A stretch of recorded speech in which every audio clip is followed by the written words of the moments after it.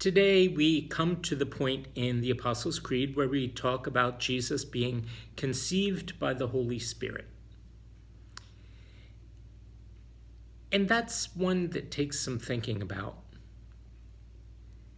Because on one level, it's often treated by people who hear it for the first time as if it were sort of a descriptive kind of a thing. Just simply all about how the child Jesus came to be born.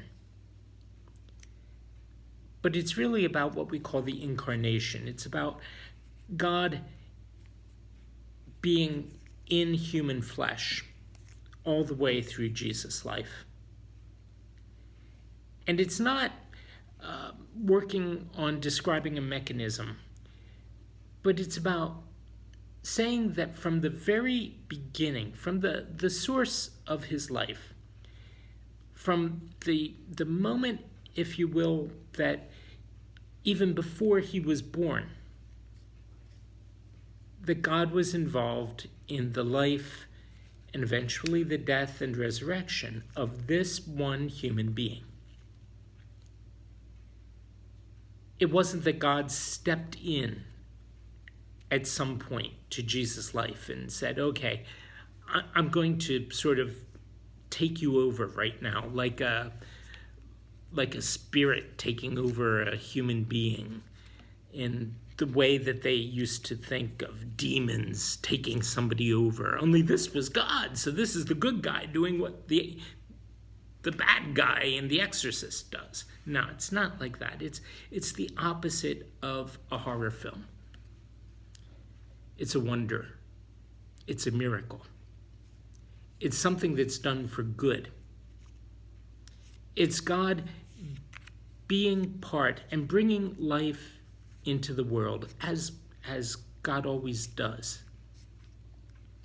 But in this case, it was God's own life that was coming into the world, the same way as our lives come into the world, not sort of imposed from beyond, but springing forth from within. It has to do with Jesus' nature. From the very beginning, God was present and humankind was present.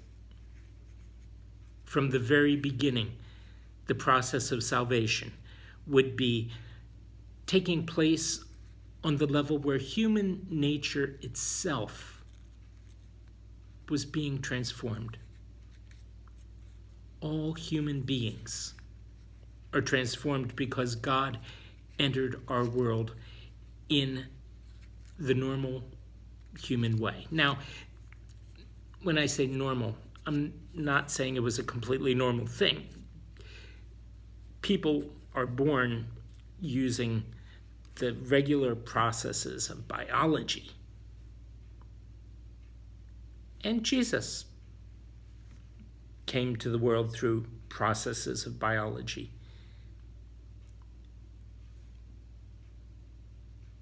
But he came into it in a way that took the divine nature and put it into human nature in a way that became inseparable.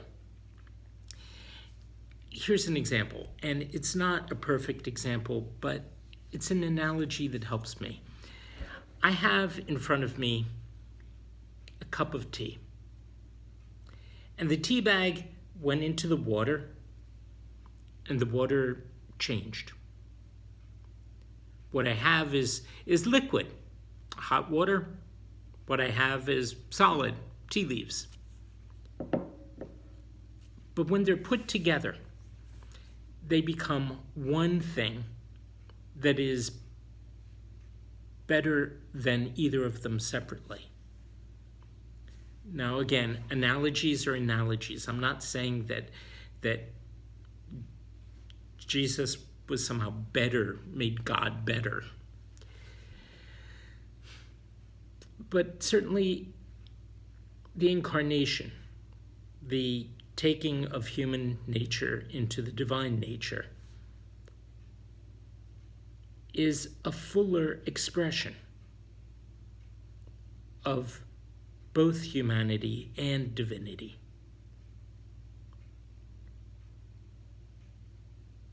When Luke talks about this,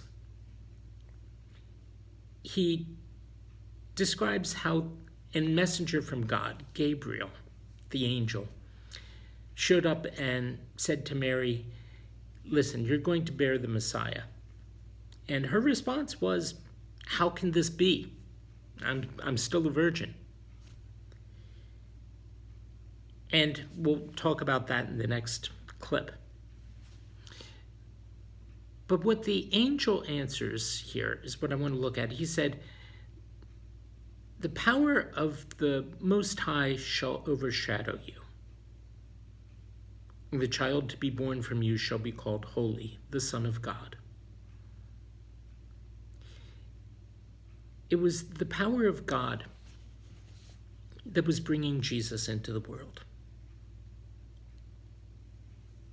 And it was the power of God and a showing of God's ability and a showing of God's ongoing creation and a showing of God's care about human beings that things didn't happen in the normal way.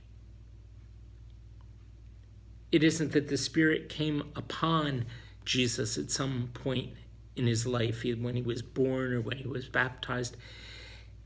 No. There was nothing added to him. It is that from the beginning, he was part of God's work in the world. And the Gospel of John pushes it back even further. It thinks of Jesus as God speaking to us directly in a way that we can understand. Not necessarily a way we can always express, but we can understand.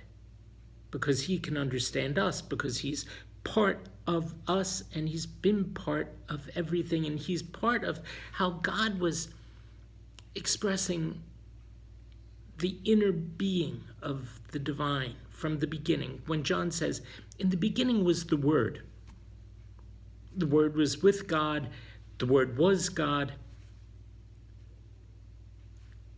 And all things came into being through him." All things came into being. And the Word became flesh and dwelt among us, full of grace and truth. Look it up.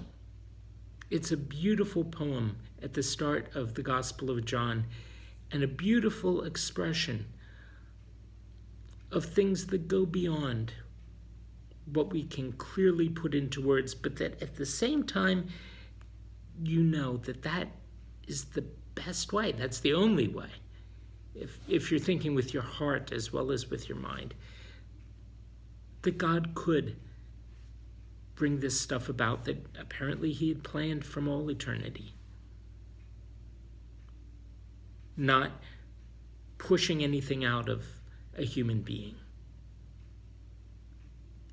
but being part of that human being from the get-go.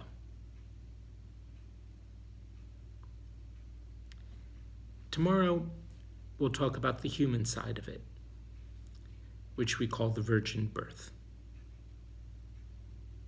See you then.